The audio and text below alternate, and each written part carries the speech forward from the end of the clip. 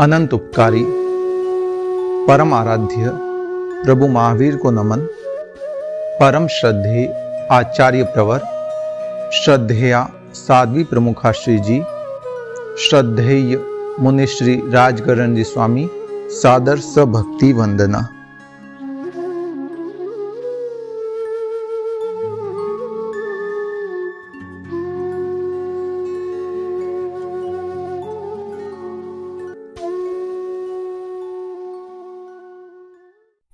जय जिनेन्द्र। कर्मवाद की श्रृंखला के अंतर्गत अब तक आपने 11 वीडियो देखे होंगे। ये 12वां भाग है, 12th एडिशन। 10वें पार्ट के अंतर्गत मैंने दर्शन मोहनीय कर्म को व्याख्यायित किया। 11वें के अंतर्गत मैंने सम्यक दर्शन को व्याख्यायित करने का, प्रतिपादित करने का प्रयास किया।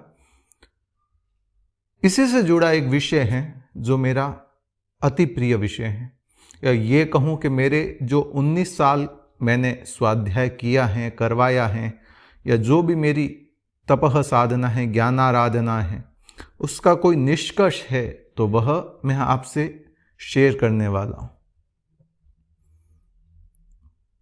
लगभग 2010 की बात है। उस समय मैंने कर्मवाद के ऊपर एक व्यावहारिक क्लास दी थी। लगभग 6 महीने चली। सप्ताह में 6 क्लासें होती, सोमवार से लेकर शनिवार तक, शाम को प्राय 8 से 9 बजे तक। कोई अगर अति विशेष कारण न हो तो प्राय चलती रहती। उस समय मैंने कर्मवाद का जो विवेचन किया वह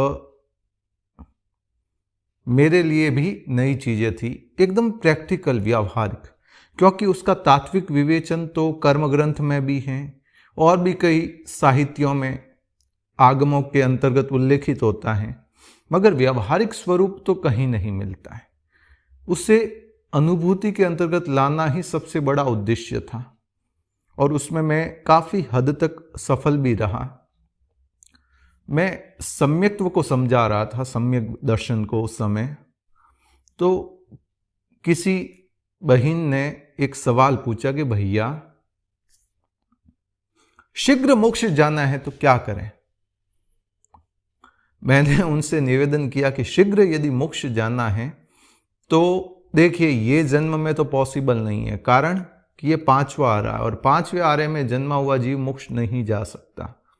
तो ये जन्म में पॉसिबल नहीं है। चूंकि हम श्रावक हैं, श्रावकत्व की आराधना कर रहे हैं, 12 व्रती हैं या नहीं भी हैं, फिर भी हम श्रावक हैं, सम्यक दृष्टि हैं, तो हमारी निश्चित अगली गति वैमानिक की हो सकती है यदि हम उसी अनुसार रहे तो यानी हमारा दूसरा जन्म हो गया देवगति का। तीसरा जन्म है जिसके अंतर्गत हम किसी क्षेत्र से अनुबंधित नहीं होते। हमारा कोई कोलैबोरेशन ये नहीं है कि मुझे तीसरे भाव में महाविद्य क्षेत्र से मोक्ष जाना है, मुझे तो बस तीसरे जन्म में ही मोक्ष जाना है। लक्ष्य ये होना चाहिए कि मुझे मोक्ष जाना है और तीसरे भाव में ही। तो यदि हम ये संकल्प करते हैं तो सम्यक्त्व का अर्थ ही है श्रद्धा, आस्था और संवेग। जो सम्यक्त्व का लक्षण है उसका अर्थ होता है कि मोक्ष की अभिलाषा, और शीघ्र मोक्ष की अभिलाषा महासंवेग कहलाता है। महासंवेग यानी तीव्र मोक्ष की उत्कंठा, तीव्रतम। तो मैंने ऐसे ही कहा कि हमें अगर मोक्ष जाना ही है तो ये भव पॉसिबल नहीं, अगला भव हम सम्यक भी है तो देवगति ही हो, और तीसरे भव में हम मोक्ष जा सकते हैं। मेरी क्लास में एक भाभी जी थे, उनको ये बात अच्छी लगी, युक्ति संगत लगी। उन्होंने तो क्या किया कि जो उनका कमरा था, सामने जो दीवार थी, उसके ऊपर ही लिख दिया, मुझे तीसरे भव में ही मोक्ष जाना है। दूसरे दिन आए क्लास में कि भैया, मैं तो इस चीज से इतनी एक्साइटेड हुई कि मैंने तो मेरे दीवार के ऊपर ही लिख दिया है, सुबह उठते ही सीधी मुझे दीवार दिखेगी और दिखेगा मुझे तीसरे भव में ही मोक्ष जाना है। तो मैंने भी उस समय थोड़ा मजाक में ले लिया। मैं, भाभी, आप तीसरे भव में मोक्ष चले जाए ना तो हमको भी बता देना, हम भी आपके पैर पकड़ लेंगे, आपके साथ हम भी चले जाएंगे। लगभग 1 महीना निकला होगा। वो भाभी तो रोज सुबह उठते ही बोलते थे उसी समय मुझे एक पुस्तक मिली पढ़ने के लिए, आपके अवचेतन मन की शक्तियां। उस पुस्तक को मैंने थोड़ा सा पढ़ा होगा। उसमें ये बात आई कि आपको जैसा बनना है, जैसा करना है, आप कर सकते हो, आपके पास है। आपके अवचेतन मन की शक्ति इतनी पावरफुल होती है कि आप जो चाहो कर सकते हो। बस रात को सोते समय बोल के सोना चाहिए जो आपको चीज लाइफ में चेंज करनी है। तो पूरी रात आप सोते रहते हो तो चेतन मन तो सो जाता है हमारा, जो तर्क वितर्क करने में, कुतर्क करने में अग्रणी रहता है, मगर अवचेतन मन उस समय भी सक्रिय होता है। तो ऐसी परिस्थिति में यदि आप रात को सोते समय जो भी आप चिंतन करके सोते हैं, पूरी रात अवचेतन मन उसी चीज को क्रियान्वित करने में लगा रहता है। वह एक तरह से फॉलोअर्स होता है। जैसे होता है ना, कोई जहाज चल रहा है, ऊपर कैप्टन होता है, वह देखता है, वह बोलता है नए 80 डिग्री पर टर्न मार दो, इधर ले लो उधर ले लो, मगर जो नीचे मैनेज करने वाले होते हैं उस जहाज को पानी के अंतर्गत, उन्हें दिखाई नहीं देता है, दिखाई केवल कैप्टन को देता है। वह जैसा निर्देश देता है 30 डिग्री 40 डिग्री एंगल पर इस तरफ मोड़ दो, उस तरफ मोड़ दो, खाली वो टर्न लेते रहते हैं, उनको कुछ दिखता कुछ नहीं, वो केवल आदेश को फॉलो करते रहते हैं। वैसे ही हमारा चेतन मन अवचेतन मन है। यदि कैप्टन गलत डिसीजन ले लेता है या गलत डायरेक्शन दे देता है तो वह जहाज का एक्सीडेंट भी हो सकता है, क्रैश, पानी में डूब भी सकता है, किसी से टकरा भी सकता है। तो वैसे ही हमारा चेतन मन अवचेतन मन है। हम जैसा उसको सजेस्ट करेंगे, जैसा हम उसको आदेश निर्देश देंगे, वैसे ही वह धीरे धीरे क्रियान्वित होने लग जाएगा। मैं तो ये वीडियो मुझे तीसरे भव में ही मोक्ष जाना इसके लिए बता रहा हूं, मगर ये चीज आप गांठ बांध लीजिए। आप जैसा सोचोगे वैसा बनोगे। आप जो चाहो वो बन सकते हो, आप जो चाहो अपने बच्चों को बना सकते हो, बस वैसी पॉजिटिविटी होनी चाहिए। हम यदि हमारे बच्चों को कहते हैं ये बहुत शैतान, इसको कुछ याद नहीं रहता, इसको ऐसा न वैसा ही होगा, और आप कहोगे मेरा बच्चा बहुत होशियार है, इसका हर तरह से विकास हो रहा है, हर तरह से ये इंटेलिजेंट है, ब्रिलियंट है, ऐसा है वैसा है, जैसा पॉजिटिव वर्ड्स यूज करोगे तो पॉजिटिव होगा, और नेगेटिव यूज करोगे तो नेगेटिव होगा। आप पर निर्भर है, क्योंकि ये आपके शब्द नहीं होते, आपकी एक तरह से ब्लेसिंग होती है, आशीर्वाद होता है। आप जैसा चाहोगे वैसा होगा और कुछ नहीं होगा। वो अगर स्वीकार भी कर ले, दोनों चीजें काम करती है इसमें। मैंने पहले स्वीकार किया मेरी याददाश्त कमजोर थी तो हकीकत में हो ही गई, और मैंने स्वीकार किया कि मैं जो पढ़ता हूं मुझे याद हो जाता है तो वैसा ही हुआ। कई अक्सर लोग कहते हैं ना कि हम प्रवचन सुनते याद ही नहीं होता है।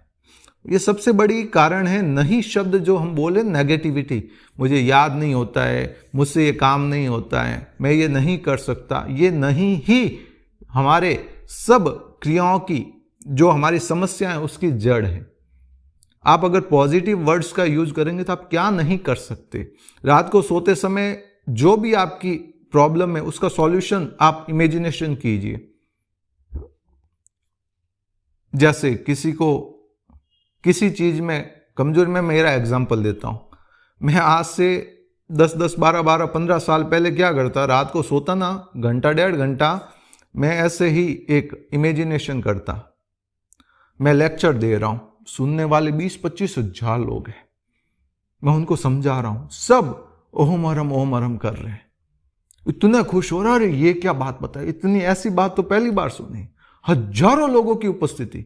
अब सोचना ही है तो छोटा क्यों सोचो, हजारों लोगों को ही सुनाओ ना, क्यों 5, 10, 50 लोगों को सुना रहे हो। सोचने का है, सोचो तो बड़ा सोचो, छोटा मत सोचो। मैं रात को वही कार्य करता। अवचेतन मन की पुस्तक तो 2010 में पढ़ी थी, मगर मैं उससे पहले भी वही चीजें एक नेचुरली फॉलो कर रहा था। ऐसे करते करते मैंने कई विषय प्रतिपादित कर दिए, कई नई खोज कर दी, शोध कर लिए देवगति के संदर्भ में, और भी कई चीजों के संदर्भ में। ऐसे ही मैं वक्ता के रूप में बोलते बोलते कई चीजें नई सीख गया, और यही सोचता कि सब वाहवाही कर रहे हैं, तालियां बजा रहे हैं, ओम अरम कर रहे हैं। मैंने जैसा सोचा वैसा ही हो रहा है। मैं अगर नकारात्मक सोचता तो नकारात्मक होता, मैं अगर सकारात्मक सोचता हूं तो सकारात्मक होता है।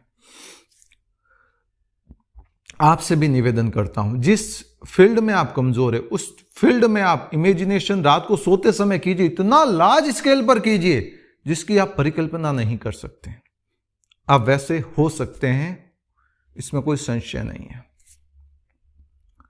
तो वो भाभी जी रात को सुबह उठकर बोलते थे कि मुझे तीसरे भव में मोक्ष जाना है।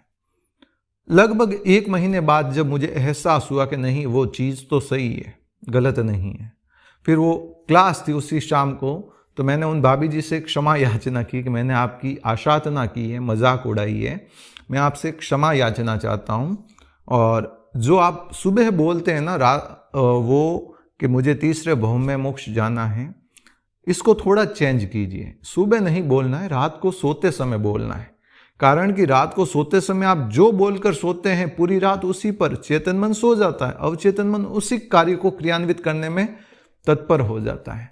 एक ही चीज हम बार बार यदि उसकी अनुप्रेक्षा करते हैं, चिंतन करते रहते हैं रात को सोते समय, तो वह हमारी हैबिट बन जाता है। और जिस समय हैबिट बन जाएगा ना, फिर वो आपको चीज करनी नहीं होगी, अपने आप होगी।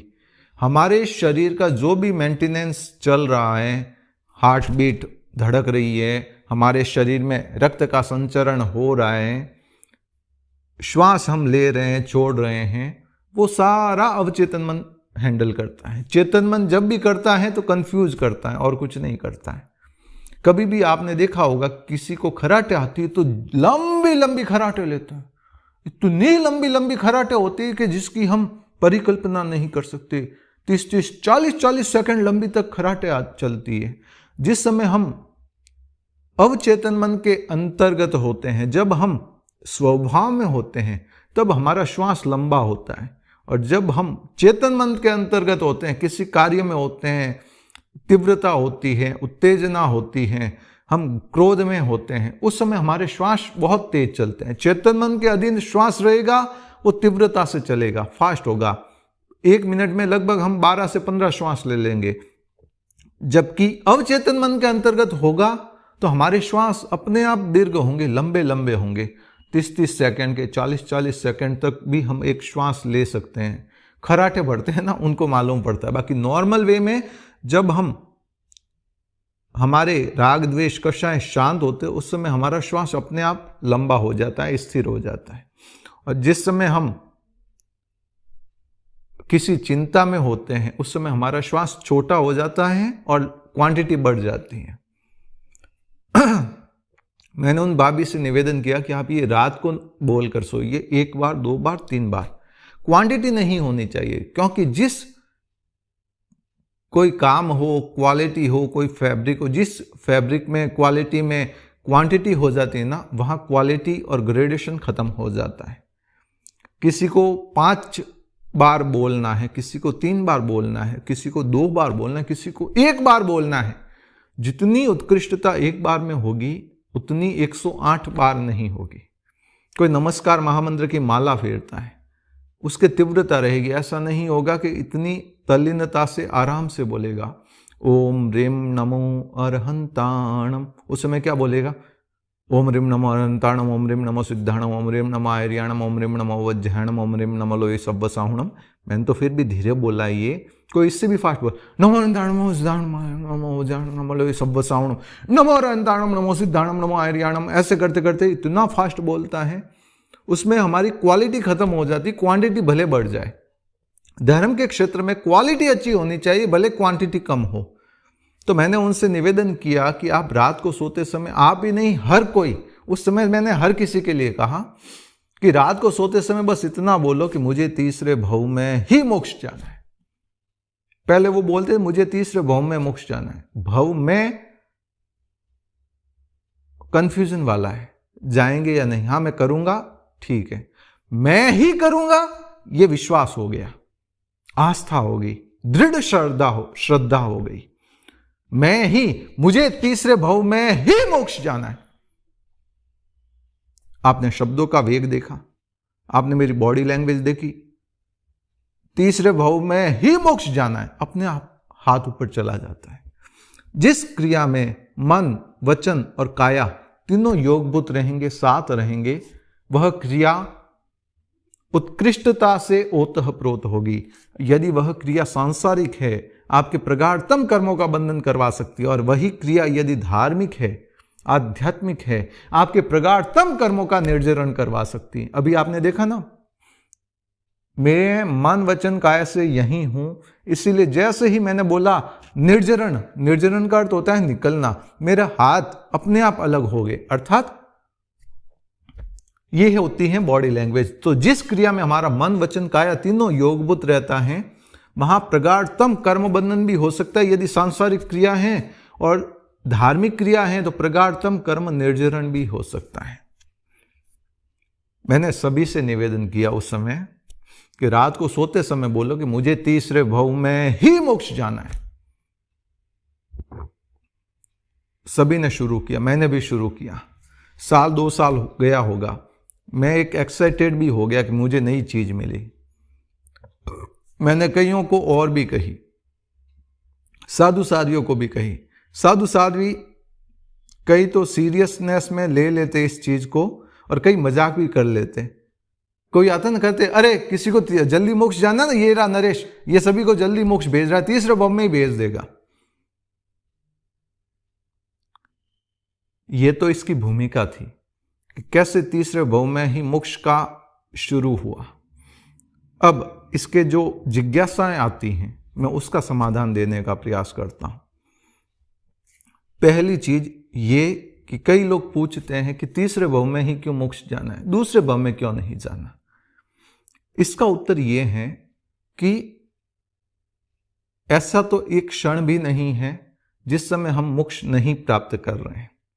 कहा जाता है कि सकाम निर्जरा के द्वारा जो मोक्ष की तीव्र उत्कंठा से युक्त हैं, सत प्रवृत्ति हैं, सकाम निर्जरा हैं, सकाम निर्जरा के द्वारा निर्जरित कर्म पुद्गल आत्मा के साथ फिर कभी नहीं चिपकते, ऐसी धारणा है। अर्थात जितने कर्म आपके सत प्रवृत्ति के द्वारा निर्जरित हो गए, धार्मिक प्रवृत्ति के द्वारा निर्जरित हो गए, वे आपके पुनः नहीं चिपकने वाले हैं।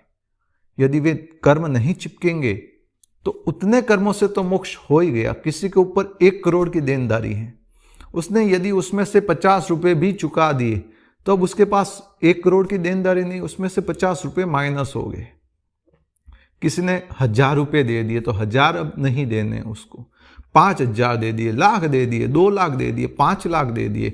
जितना वह देता जाएगा उतना कम होता जाएगा, उसके ऊपर देनदारी फिर जितनी अवशेष है वही कहलाएगी। तो सकाम निर्जरा द्वारा निर्जरित कर्म पुद्गल आत्मा के साथ कभी नहीं चिपकते हैं। मोह यानी मोहनीय कर्मक्षय यानी क्षय, जिस प्रवृत्ति से मोहनीय कर्मक्षय होता है वही मोक्ष है। मोक्ष अभी नहीं तो कभी नहीं। यदि मोक्ष की अनुभूति आप अभी नहीं कर सकते तो कदापि नहीं, कभी भी नहीं कर सकते हैं।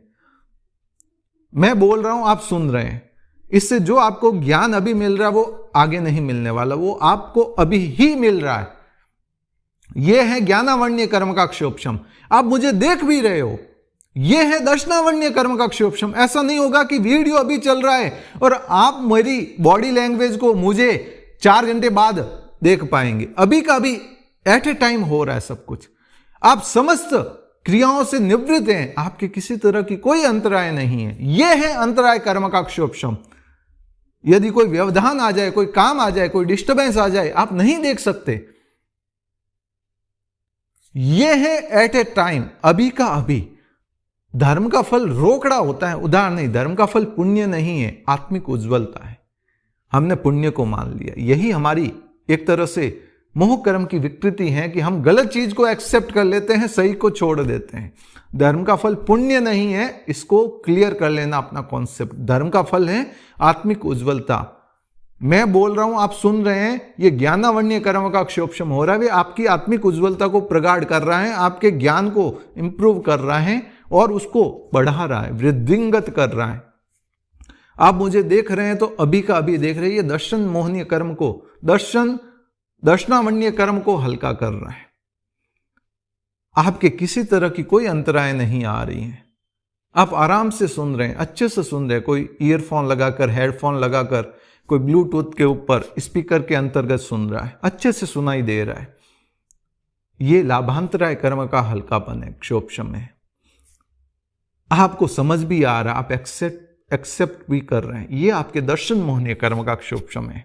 आपको मेरी बात युक्ति संगत लग रही है, तर्क संगत लग रही है, आपको समझ भी आ रही है। ये होता है दर्शन मोहनीय कर्म का क्षोभशम। और आप उस चीज को यदि फॉलो करते हैं तो ये है चारित्र मोहनीय कर्म का क्षोभशम। ये एट ए टाइम है, अभी का अभी है। ऐसा नहीं कि अभी आप सुन रहे हैं, आवाज आपको 4 घंटे बाद, 5 घंटे बाद, 10 दिन बाद सुनाई देगी या समझ में आएगी। अभी का अभी आएगा। या तो आप बोर हो जाओगे या आपके कॉन्सेप्ट क्लियर हो जाएगा, आपको अच्छे से समझ आ जाएगा। वो अभी का अभी होगा। चिंतन मनन बाद में हो सकता है, उसमें संशय नहीं है, मगर ये आप सुन रहे हैं, ये आपके ज्ञानावण्य कर्म का क्षोभशम है। आपको समझ आ रहा है तो आपके प्रबल क्षोभशम हो रहा है। आपको समझ नहीं आ रहा है तो कहीं ना कहीं थोड़ा उदय चल रहा है। कुछ हो सकता है शब्दों का अर्थ आप नहीं जानते हो, इसके कारण आपके कंफ्यूजन होता हो। बाकी आपको एट ए टाइम ही होगा। ये धर्म का फल रोकड़ा होता है, आत्मिक उज्ज्वलता धर्म का फल है, परम शांति की अनुभूति आत्मा का फल है, न कि पुण्य। वह कर्म जनित है, वह धर्म का फल नहीं है। धर्म का फल तो आत्मिक उज्ज्वलता है, आत्मरमणता है, ज्ञान और दर्शन से युक्त होना है और अंतराय से रहित होना है। पहली जिज्ञासा थी कि दूसरा भव क्यों नहीं, तीसरा भव ही क्यों। इसका उत्तर यही है कि हम सम्यक्त्वी हैं। यह भव तो पॉसिबल ही नहीं है, कारण कि 5वें आर्य में जन्मा हुआ मोक्ष नहीं जा सकता। दूसरी बात, दूसरे आर्य में मोक्ष कौन जा सकता है? मनुष्य वही बनता है जो मिथ्यात्वी होता है। क्या हम मिथ्यात्वी हैं? क्या हम मिथ्यात्वी हैं? नहीं, हम सम्यक्त्वी हैं। हमारी भगवान महावीर की वाणी के प्रति आस्था है, देवगुरु धर्म के प्रति दृढ़ आस्थावान है। हम आत्मा और शरीर से भिन्न हैं, इसकी अनुभूति से युक्त हैं। हम च द्रव्य नव तत्वों की सामान्य जानकारी से अवगत हैं और हमारी दृढ़ आस्था है हमारे आराध्य के प्रति, प्रभु महावीर के प्रति। तो हम सम्यक्त्वी हैं। और जो सम्यक्त्वी होता है वह नरक, तिर्यंच, भवनपति देव, व्यंतर देव, ज्योतिष देव, नपुंसक वेद, स्त्री वेद का बंधन नहीं करता है। वह यदि आयुष्य पूर्ण करेगा तो देवगति में ही जाएगा। श्रावक हो, चाहे तिर्यंच हो या मनुष्य हो, वह मरकर केवल और केवल वैमानिक देवगति में जाएगा। हम मनुष्य हैं। मरकर मनुष्य वही बन सकता है जो मिथ्यात्वी हो, सम्यक्त्वी नहीं बन सकता।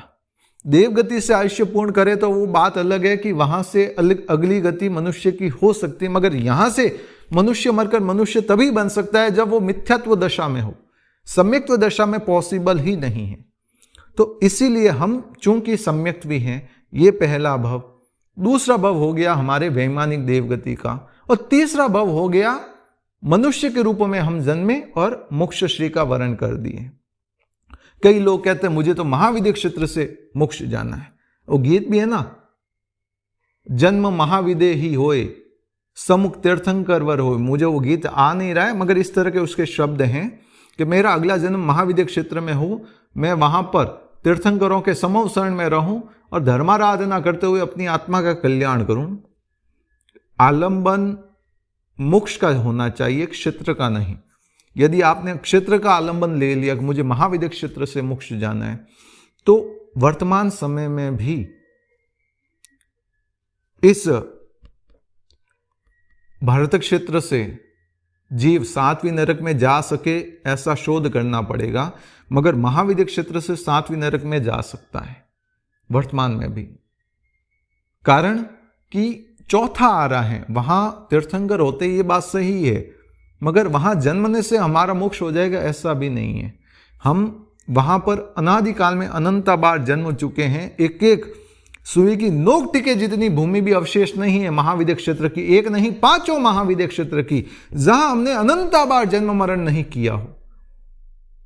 अनंता बार, एक एक जगह पर करोड़ों अरबों खरबों बार नहीं, उससे भी अधिक, यदि हम व्यवहार राशि में अनंत काल से हैं तो।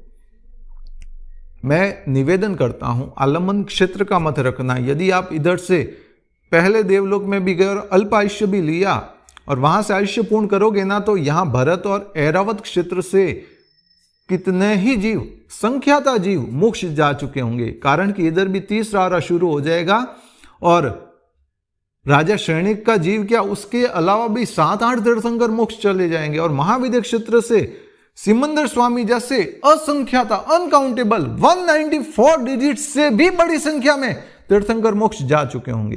केवल हम प्रथम देवलोक के अल्प रिद्धि वाले देव बन जाएं, एक पल्योपम के आयुष्य वाले, तो यहां से सिमंदर स्वामी जैसे असंख्यात तीर्थंकर मोक्ष चले जाएंगे, असंख्यात अनकाउंटेबल।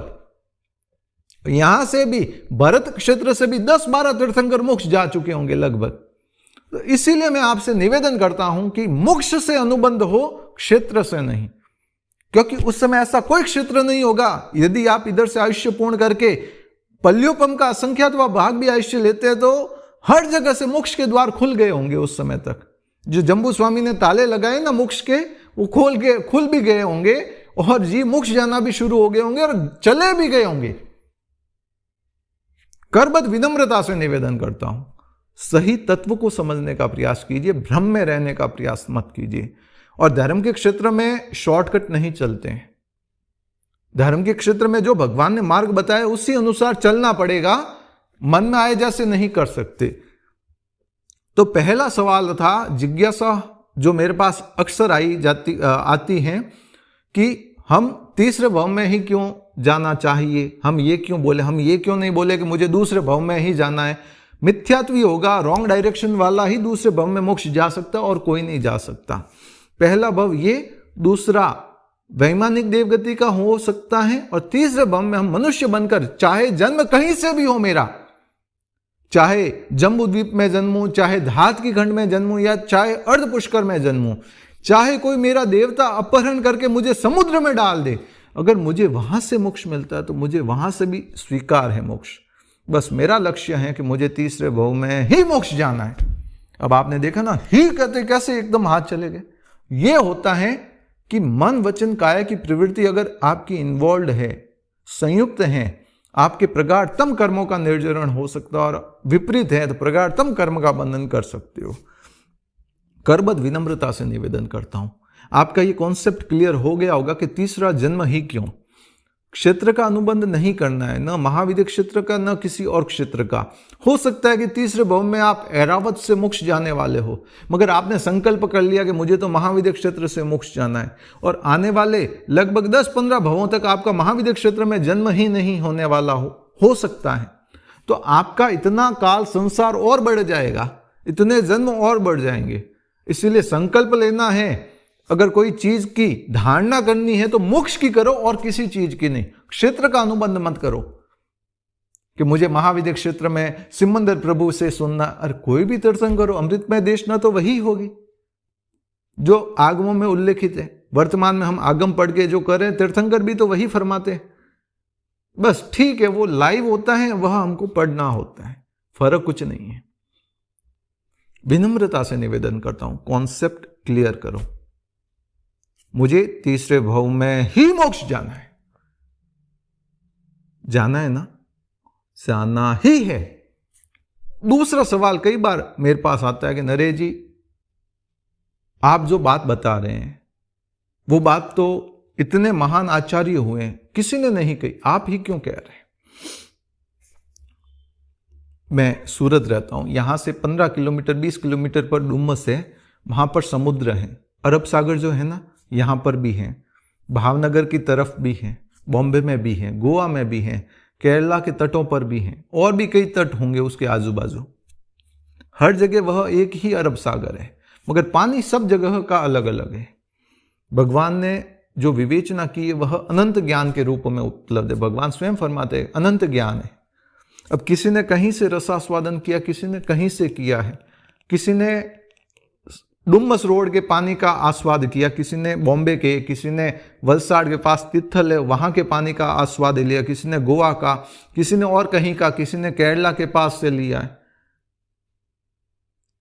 पानी एक ही है, ज्ञान अनंत है, मगर किसी ने किसी चीज का क्षोभशम है, किसी के किसी चीज का क्षोभशम है, किसी ने किसी विषय पर रिसर्च किया, किसी ने किसी चीज पर रिसर्च किया।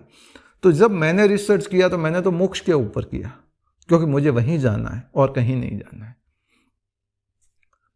बंधुओं, साधु के 15 भव होते हैं उत्कृष्ट। यहां से साधु अगर विहार करके कहीं जाते हैं ना, उसके लिए भी पूरी भूमिका होती है। 500 किलोमीटर भी जाना होता है ना, पूरा रोड देखा जाता है, कितने दिन में पहुंचना है, वहां कोई फंक्शन है, उसकी वे उद्घोषणा कर देते हैं। अमुक जगह ये कार्यक्रम करने का भाव है, अमुक तारीख तक पधारने का भाव है, अमुक तारीख तक वहां पहुंचने का भाव है। 500-700 किलोमीटर के लिए इतना सोचते हैं, कुछ कम 7 रज्जु के लिए हमारे पास क्या रोड मैप है। साधु के उत्कृष्ट 15 भव है, तो 15 भव तक वेट क्यों करना है? मुझे तो तीसरे भव में ही मोक्ष जाना है। भावधारा, जैन धर्म भावों पे टिका हुआ है, क्रियाओं पे नहीं, और हमने क्रियाओं को अधिक महत्व दे दिया, भावों को नहीं। तीसरे भव का कॉन्सेप्ट क्लियर हो गया होगा, मुझे विश्वास है। दूसरा ये कि जिज्ञासा आती कि इतने महान महान 2500 साल में आचार्य हुए, किसी ने ये नहीं कहा, आप कैसे कह सकते हैं? क्या किसी का इतना अलग कर्मों का हल्कापन नहीं?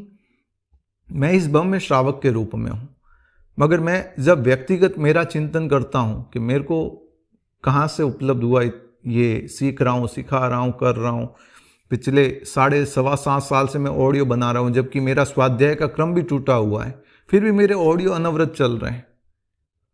तो अतीत के जन्म की साधना रही हुई है, अन्यथा इस जन्म में इतने संक्षिप्त समय के अंतर्गत इस तरह से क्षोभम पॉसिबल नहीं है। अतीत के जन्म के संस्कार लेके आया हूं शायद। तो अतीत में जो साधना की है, ज्ञान ध्यान साधना, उत्तरोत्तर आगामी भवों में कंटिन्यू रहती है। हमारे निमित्त मिलता है, वह प्रकट हो जाती है। तो शायद मेरे साथ भी ऐसा ही हुआ है। भले इस जन्म में मैं एक श्रावकत्व के रूप में साधना कर रहा हूं, 12 व्रती श्रावक के रूप में, मगर हो सकता है अतीत के जन्मों में कोई साधुत्व के रूप में भी एक अच्छी साधना की हो। निश्चय केवल ही जानते, मैं नहीं जानता, मगर हो सकता है। दूसरी बात, क्षोभम अपना अपना होता है। कोई कितना ही बड़ा पद पे क्यों ना हो, जरूरी नहीं कि वो बहुत बड़े प्रवचनकार हो, उनको सब कुछ जानकारी हो, चदमस्तता है, तरतमता हर किसी की होती है।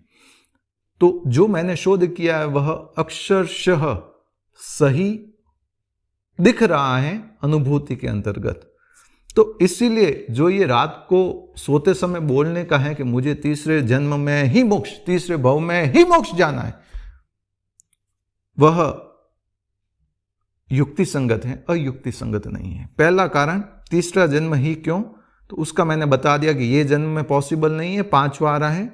दूसरा भव हम सम्यक भी हैं तो देवगति का, तीसरे भव में मनुष्य बनकर हम मोक्ष चले जाएं।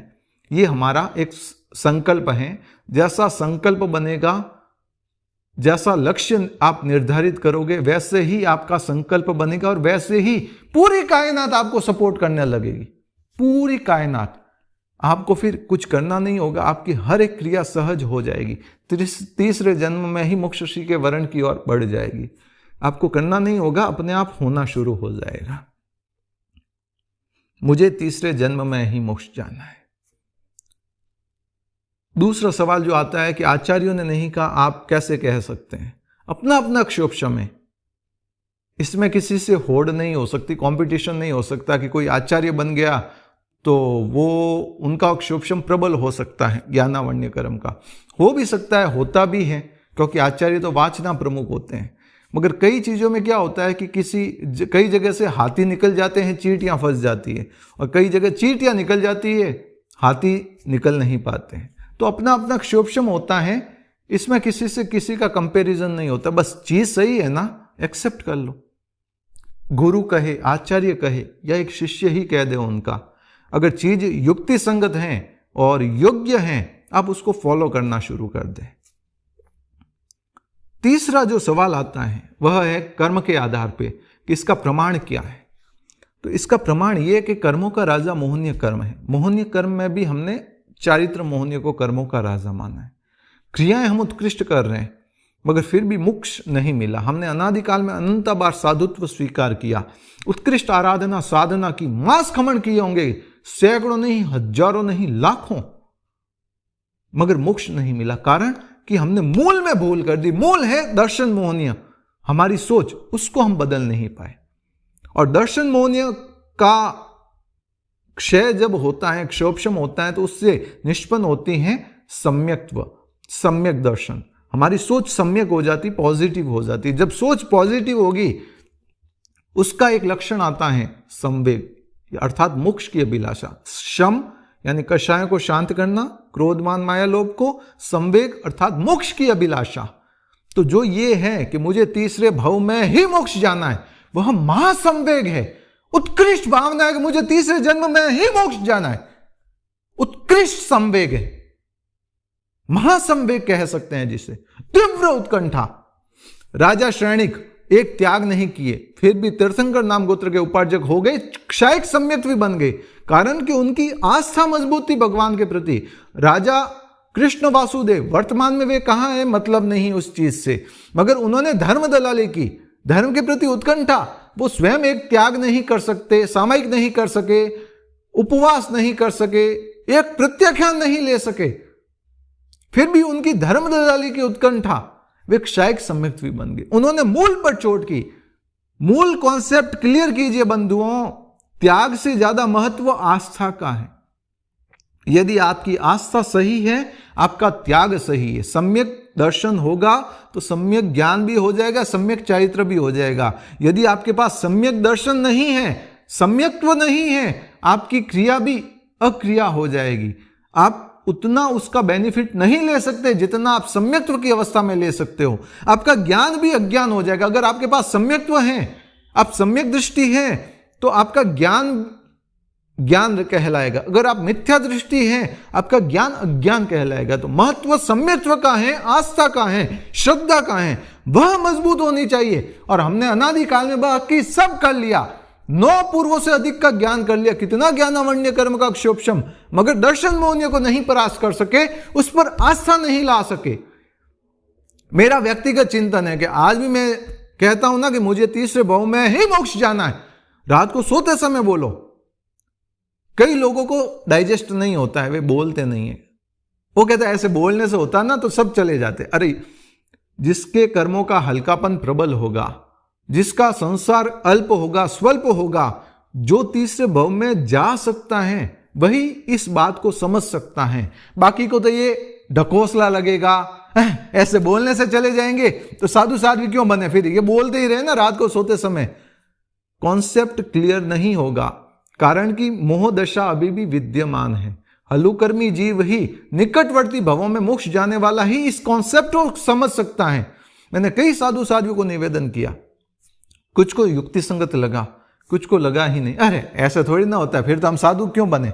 महाराज वो आपकी जानो, मैं कुछ नहीं कह सकता, मगर इतना मानता हूं कि अगर आपके तीसरे भव में ही मोक्ष श्री के वर्ण का अगर योग होगा तो ही आपको ये बात समझ आएगी, अदरवाइज नहीं आएगी। अगर मेरी बात आपको बुरी लगे तो मैं क्षमत कामना करता हूं, मिच्छामि दुक्कडम करता हूं, मगर जिसके कर्मों का प्रबल हल्कापन होगा, दर्शन मोहनीय, जिनकी सम्यक तो विशुद्ध होगी, अति शुद्ध होगी, वो ही समझ पाएंगे, बाकी के समझ ही नहीं आएगा ये चीज। मनोविज्ञान कहता है कि रात को सोते समय जो आप बोलते हैं वैसा ही होना शुरू हो जाता है। कहीं के सुबह 5 बजे की ट्रेन है, रात को सोएंगे ना तो सोच रहे होंगे कि सुबह 5 बजे की ट्रेन है, 3 बजे का अलार्म भरा हुआ है, उठना है, खाना बनाना है, रेडी होके रवाना होना है। तो पूरी रात उनको सपने भी आएंगे ना तो वही आएंगे कि ट्रेन के ऊपर पहुंचे, ट्रेन तो आई नहीं। कई बार होगा ट्रेन छूट गई, अरे रेलवे स्टेशन तो पहुंच गए मगर घर लॉक करना भूल गए, सामान लाना भूल गए। ले देकर आपको वो रात के सपने क्या आएंगे, उसी से रिलेटेड आएंगे जो आपको कार्य करना है। किसी के सुबह बैंक में बैलेंस कम पड़ रहा है, रात भर उसको वही सपने आएंगे कि चेक बाउंस हो जाएगा, ये हो जाएगा, वो हो जाएगा। उसको नींद में भी सपने वही आते रहेंगे। किसी को किसी से मिलना एक्साइटेड है, कोई जैसे साधु साध्वी है, गुरु दर्शन होने वाले हैं उनके कई सालों से, पूरी रात उनको वही आएगा, गुरुदेव के जाएंगे, गुरुदेव ऐसे झिकारा देंगे, ये करेंगे, वो करेंगे, बस वही स्वप्न चलते रहेंगे। तो रात को सोते समय हमारी जैसी भावधारा होती है ना, पूरी रात उसी पर कार्य कर रहे होते हैं हम। इसीलिए सोते समय गुस्से में मत सोइए। अपने यहाँ कहते हैं ना कि सोते समय नवकार मंत्र गिन के सोइए, धार्मिक भावों के अंतर्गत सोइए, सबसे क्षमा याचना करते हुए सोइए। तो ये कारण यही है सबसे बड़े कि जैसी भावधारा के आप साथ आपको नींद आएगी, चेतन मन तो सो जाएगा, अवचेतन मन में वे ही बात गुनगुनाते रहा, अवचेतन मन वही बातें गुनगुनाता रहेगा और कंटिन्यूटी रहेगी उसके अंतर्गत। करबद्ध विनम्रता से निवेदन करता हूं, यदि आप ये मेरा वीडियो देख रहे हो तो मैं अवश्य ये चीज मान सकता हूं, कारण कि लगभग ये 44 मिनट से ज़्यादा हो चुका है और अब तक यदि आप इस चीज़ को देख रहे हैं तो इसका मतलब आपके कर्मों का हल्कापन प्रबल है, हलुकर्मिता है। और मेरे इस निवेदन को स्वीकार करें, एक्सेप्ट करें। आपसे मैं ज़्यादा कुछ नहीं कह रहा हूं, बस रात को सोते समय बोलना है, मुझे तीसरे भव में ही मोक्ष जाना है। भावों में जोश चाहिए, शब्दों में भले हो ना हो, कारण कि रात को आप 10 बजे 11 बजे सो रहे हैं, अगर आपने तेज आवाज में बोल दिया तो कोई डर न जाए। चिल्लाना नहीं है, भावों में जोश चाहिए, होश चाहिए। बॉडी लैंग्वेज चले, खुले मुंह नहीं बोलना है। इसका कारण यह है कि कोई भी प्रवृत्ति हम करते हैं तो खुले मुंह, मैं ये ऑडियो भी बना रहा हूं तो मुझे बोलना पड़ रहा है, कुछ कारण है इसका, मैं उसको एक्सप्लेन नहीं कर सकता। बाकी आज भी मेरा वीडियो बनता है तो मैं प्राय हाथ रखता हूँ, रुमाल रख कर ही बोलता हूँ, मगर ये वीडियो है, इसमें कुछ कारण होने के कारण मेरे को ऐसे ही रिकॉर्ड करना पड़ रहा है। मैं आपसे करबद्ध विनम्रता से निवेदन करता हूँ, मास्क हो, हाथ हो, रुमाल हो, कोई बहिनें जैसे चुन्नी ओढ़ते हैं तो वो हो, कुछ भी हो, खुले मुंह नहीं बोलना, बस रुमाल हो, कुछ भी हो आपके पास, मुख वस्त्र या मुख वस्त्रिका हो, कुछ भी हो, या मन ही मन चिता लेना कि मुझे तीसरे भव में ही मोक्ष जाना है। मन वचन काया की प्रवृत्ति साथ होनी चाहिए, भावों में इतनी उत्कृष्टता होनी चाहिए और विश्वास होना चाहिए। सबसे बड़ी चीज है आस्था, विश्वास, श्रद्धा होनी चाहिए। हां, मैं जाऊंगा, मैं जाने वाला हूं, मुझे पूर्ण विश्वास है कि मैं तीसरे भव में ही मोक्ष जाने वाला हूं। इतना उत्कृष्ट विश्वास होना चाहिए, आपको कोई नहीं रोक सकता। हलुकर्मी जीव को ही यह कॉन्सेप्ट समझ में आएगा। जैन धर्म भावों पर टिका हुआ है, क्रियाओं पर नहीं उतना। आप क्रिया कितनी भी करोगे, आपका चारित्र मोन्य कर्म हल्का हो सकता है, दर्शन मोन्य नहीं। दर्शन मोन्य कर्म हल्का होगा आस्था से, विश्वास से, शम, संवेग, निर्वेद, अनुकंपा, आस्तिक्य, आस्था। बात गहरी है। अगर ये चीज आपको समझ में आ गई, आपको मोक्ष जाने से कोई नहीं रोक सकता तीसरे भव में। मैंने कई ऐसे एग्जाम्पल देखे, मुझे 11 साल का एक्सपीरियंस है। मुझे कई लोग ऐसे मिले जिनकी लाइफ स्टाइल चेंज हो गई। वो 6 महीने से कंटिन्यू रात को सोते समय बोलते ही थे, मुझे तीसरे भव में ही मोक्ष जाना है। उनके परिवार वाले कहने लगे कि तेरा बिहेवियर चेंज हो गया। किसी ने कहा था कि नरेश जी, अब मुझे बोलना नहीं होता है कि मुझे तीसरे भव में ही मोक्ष जाना है। अब मेरी हर एक क्रिया अपने आप उसी अनुसार होने लग गई है। मेरी एक रोम रोम से ये उत्कंठा जागृत हो गई है कि मुझे मोक्ष जाना ही है। मुझे कोई विदेश से एक भाई का मैसेज आया था कि नरेश जी, जब मैं सोने के लिए जा रहा होता हूं ना, मैं इतना एक्साइटेड हो जाता हूं कि मैं तीसरे भव में ही मोक्ष जाने वाला हूं। मैं इतना एक्साइटेड हो जाता हूं।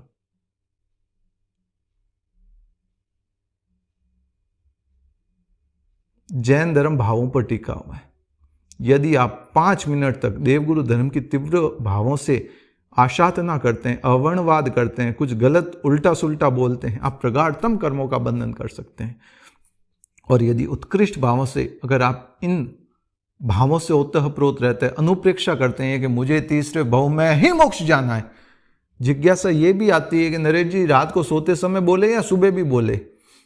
इसका मेन डोज तो रात का है, बाकी दिन भर आपको जब भी अनुकूलता हो भले बोलो, कोई आपत्ति नहीं है। ये आयुर्वेदिक दवाई है, इसका साइड इफेक्ट नहीं होता है। आयुर्वेदिक दवा में होती है ना, उसका साइड इफेक्ट नहीं है, तो वैसे ही इसके कोई साइड इफेक्ट नहीं है। मगर रात को सोते समय तो लेना ही है, बोलना ही है, लेना नहीं है, बोलना है, मुझे तीसरे भव में ही मोक्ष जाना है। उत्कृष्ट भावों के साथ कोई नहीं रोक सकता आपको जाने से। आपका ये साधर्मिक निवेदन कर रहा है, विश्वास करना, गलत नहीं कह रहा है।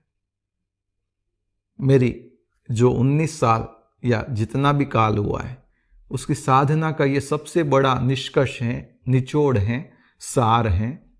बस रात को सोते समय बोल दो, आपका पूरा काम हो जाएगा। तीसरे भाव में ही मोक्ष श्री के वर्ण से कोई नहीं रोक पाएगा। ये एक सामुदायिकता का निर्माण हो जाएगा। भगवान ऋषभ 10,000 जीवों के साथ मोक्ष पधारे, कैसे गए?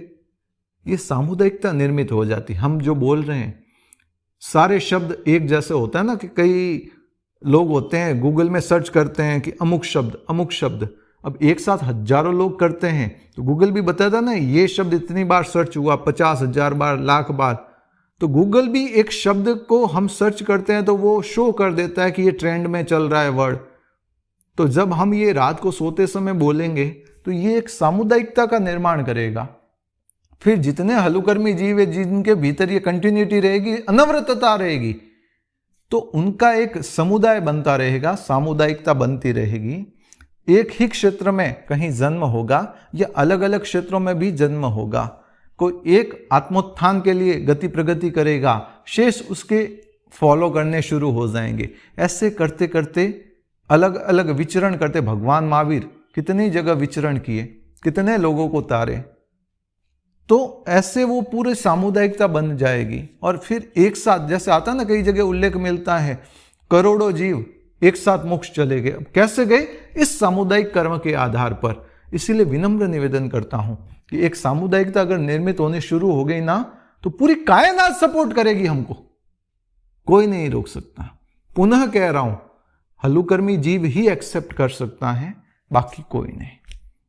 और मुझे पूर्ण विश्वास है, यदि आपने पूर्ण वीडियो देखा है, आप हलुकर्मी जीव ही हो और अंत तक जुड़े हुए रहे हो। और मैं आपसे करबद्ध विनम्र निवेदन करता हूं कि रात को बोलना कितनी बार है? 1 बार, 2 बार, मैक्सिमम 3 बार, इससे अधिक नहीं। क्योंकि धर्म की क्रियाओं के अंतर्गत क्वालिटी अच्छी होनी चाहिए, क्वांटिटी से ज्यादा मतलब नहीं है। हमें माला नहीं फेरनी, बस 1 बार बोलना है, 2 बार या 3 बार, वो भी रात को सोते समय कंपलसरी। बाकी समय आप बोलो कितनी बार, कोई आपत्ति नहीं है, मगर रात को सोते समय तो बोलना ही है। बोलोगे ना? बोलना ही है। आपका साधर्मिक जैन नरेश चोपड़ा, बालोतरा, सूरत।